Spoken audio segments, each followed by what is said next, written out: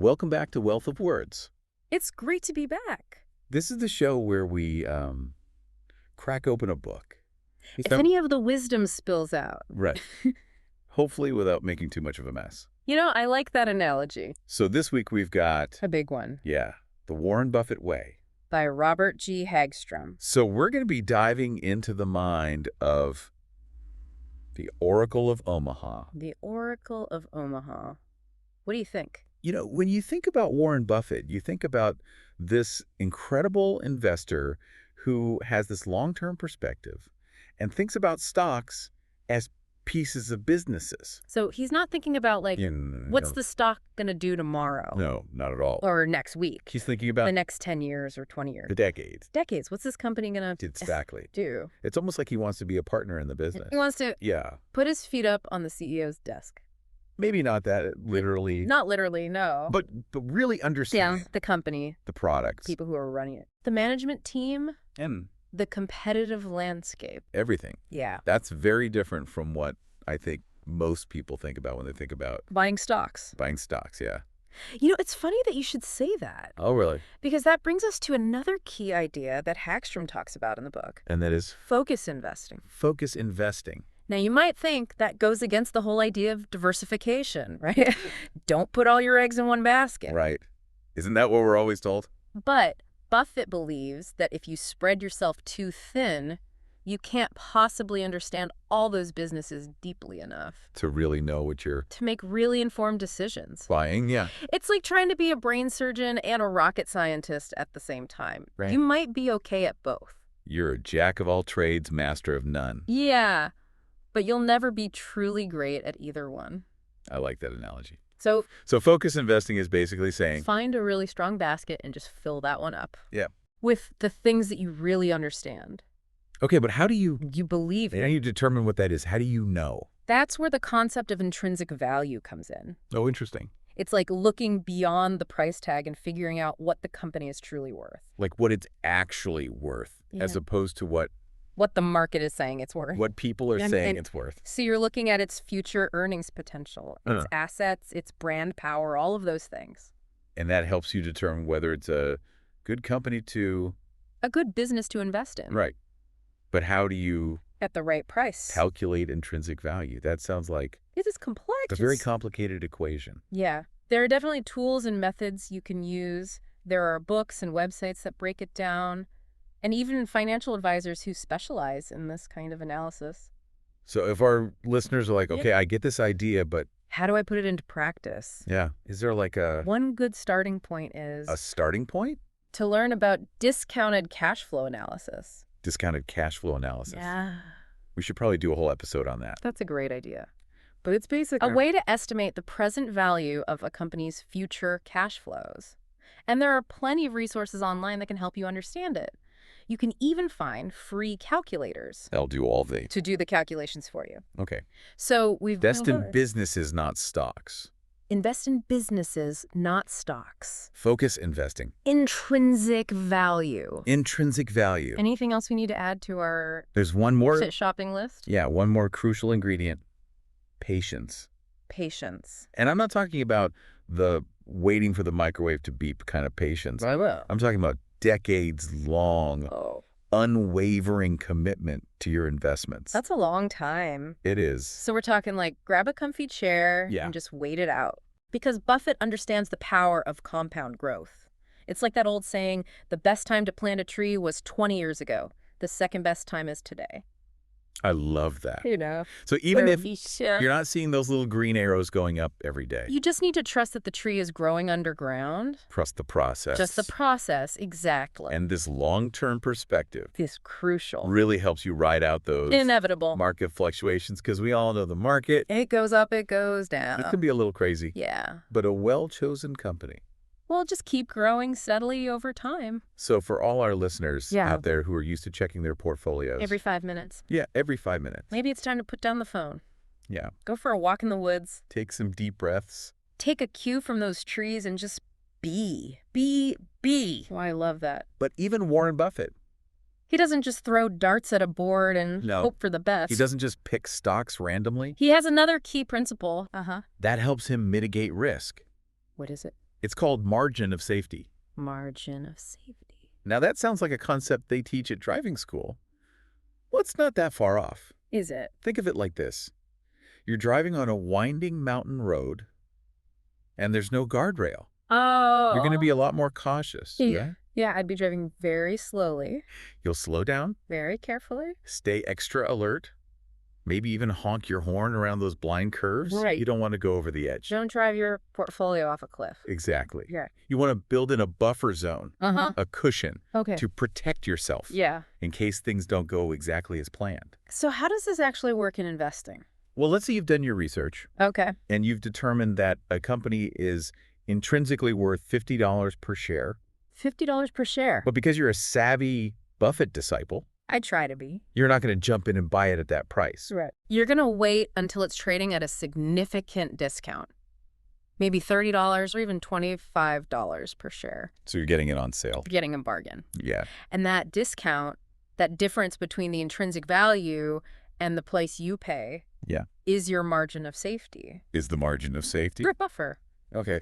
I'm starting to see how this all comes together. So you're not just buying stocks. Right. You're buying businesses that you understand at a price that makes sense. Makes sense. And then you're holding on for dear life Holding on. while the market does its crazy dance. Right. Is there anything else we should be keeping in mind as we navigate this Buffett-inspired roller coaster? Oh, absolutely. There's a whole other layer to this philosophy that we haven't even touched on yet. And it might be the hardest part of all. Oh, bring it on. What is it? Next, we're going to be exploring how Buffett keeps his cool, even when the market is throwing a tantrum. Uh-oh. It's all about mastering your emotions and making decisions based on logic, not fear or greed. That sounds really tough. It is. Because we're all human, We are. and we all feel those emotions, We do. especially when our hard-earned money's on the line. Yeah. But don't worry. We'll be right here to guide you through it. Stay tuned, folks. It's all about mastering those emotions. Mastering emotions. Not letting your emotions get the best of you when it comes to Especially when it comes to investing. investing. Yeah. Yeah. Because, Fear and greed, they can really... they can really cloud your judgment. Yeah. I've made some really bad decisions Oh, yeah, me too. when I was Okay, sounds fear or greed. Panicking about something. I know. Like when you We're see getting too excited about something. that stock price plummeting and you just... Oh, yeah.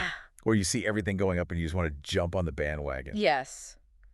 But Buffett, he seems to be able to just stay, so... He's got this incredible ability to just kind of zoom out and see the bigger picture Zoom out. and not get caught up in the day-to-day, The day-to-day swings. the noise.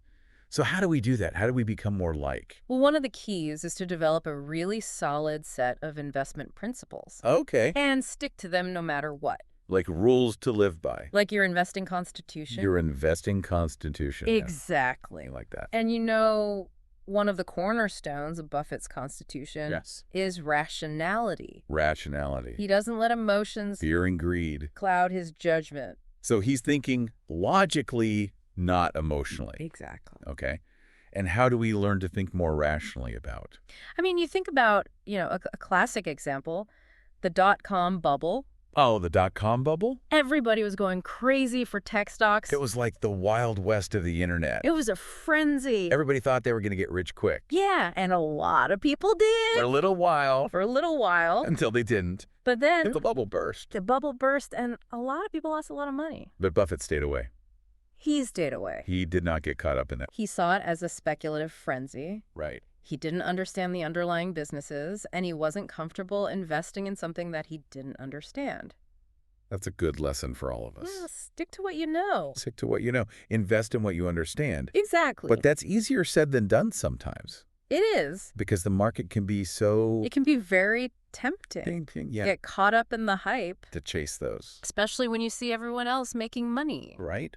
So how do we resist that temptation? Well, one thing you can do is focus on the long term. Focus on the long term. Remember, we're talking about building wealth over years, even decades. Right, not days or weeks. So those short-term fluctuations, The ups and downs. they're just noise. They're just noise. Okay. So we need to just kind of tune out that noise. Yeah, and focus on the bigger picture. Focus on the long term. Exactly. Right. It's like listening to a symphony Oh, I like this analogy. and getting distracted by a cough in the audience. Or somebody's phone going off. Right. But you don't want to let that one little thing ruin the whole experience. We want to focus on the beauty of the music, Overall, the overall performance. the masterpiece. Exactly. But what if you start to notice that, The musicians are getting tired, yeah, the conductor is losing the rhythm, and the whole orchestra is starting to fall apart. like it's not going well? Right. At what point do you say, okay, this concert's not going to end well? That's a great question. And it brings us to another really important part of Buffett's philosophy, What's that? the importance of a strong management team, The management team, the people who are running the show. the conductors of the business world. Exactly. So they're the ones who really set the tone for They set the strategy. the whole company. They make the key decisions. And Buffett believes. He's often said that he'd rather invest in a mediocre business with a great management team than a fantastic business with a mediocre management team. Wow. So the management team is that important. It's crucial. Okay. So what should we be looking for? What qualities make a great management team? Well, first and foremost, look at their track record. Their track record. Have they been successful in the past?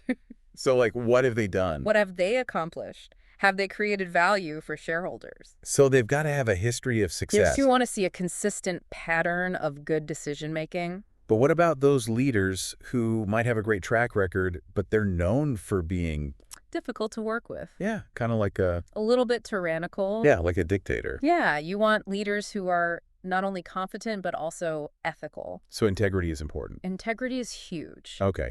Buffett often talks about looking for managers who are owner-oriented, Owner-oriented. meaning they think and act like they own the business. They're not just there for a paycheck. Exactly. They're in it for the long haul. They're invested? They care about the company's success. Okay. So track record integrity. Anything else we should be looking for in these business leaders? You also want to look at their decision-making process. Decision-making. How do they approach problems? Are they clear thinkers? Are they adaptable? Can they handle those unexpected curveballs that life throws their way? So they need to be able to think on their feet. Exactly. Be flexible. The business world is constantly changing So you need somebody who can adapt. to the changing environment. Okay. So we've got our list of qualities. Track record, integrity, decision-making skills. But how do we actually assess these things? Do we have to, like, go undercover and infiltrate the company? Well, thankfully, we don't have to resort to corporate espionage. Okay, good. There are actually plenty of ways to get insights into a management team without breaking any laws. How? How do we? One of the simplest but most effective ways Yeah. is to look at their communication. Their communication. What do you mean by that? Is to look at their communication. Communication. What do you mean, like, read their emails? Well, not exactly. I'm talking more about things like annual reports, shareholder letters, earnings calls. Oh, okay. So like official company communication. Exactly. These are like gold mines of information about how management thinks, what their priorities are, how they communicate with the people who own a piece of their company. It's like getting a glimpse inside their head. Yeah. And, you want to pay attention to the tone, the level of transparency, how they address challenges or setbacks. So are they honest about mistakes? Exactly. Do they own up to them? Or do they try to sweep them under the rug? Do they have a plan to fix things? Right. You want to see accountability and a clear path forward. That makes sense. Hmm. What else can we look at? Well, another great resource is industry publications and analyst reports. Oh, okay. These often provide insights into a company's culture, its leadership style, how it's perceived within its industry. So it's like getting an outside perspective. Exactly. It's like getting a second opinion. From people who know the industry. Right. And don't forget about good old-fashioned online research. Ah, the Google. Look for interviews, articles, profiles of the key players on the management team. Get to know them a little bit. Yeah. See what their background is, what their experience is, what their values are. So we're doing our due diligence. Exactly. But even with all that research, There's always going to be some uncertainty. right? You never know for sure what's going to happen. But that's why it's so important to remember all those other Buffett principles we talked about. Invest in businesses, you understand. Buy with a margin of safety. Be patient. Exactly. It all comes back to that. Like building a house. Okay. You want a strong foundation, solid walls, A good roof. and a reliable team of builders. And you got to be prepared for a few storms along the way. Because there will be storms, Right. but if you've built that house well, It'll stand the test of time. it'll withstand those storms. Well said. Well, on that note, I think it's time to wrap up. yes, I want to thank all of our listeners for joining us on this episode of Wealth of Words. We hope you enjoyed our exploration of the Warren Buffett way. Yes, and we hope you learned. A few valuable lessons?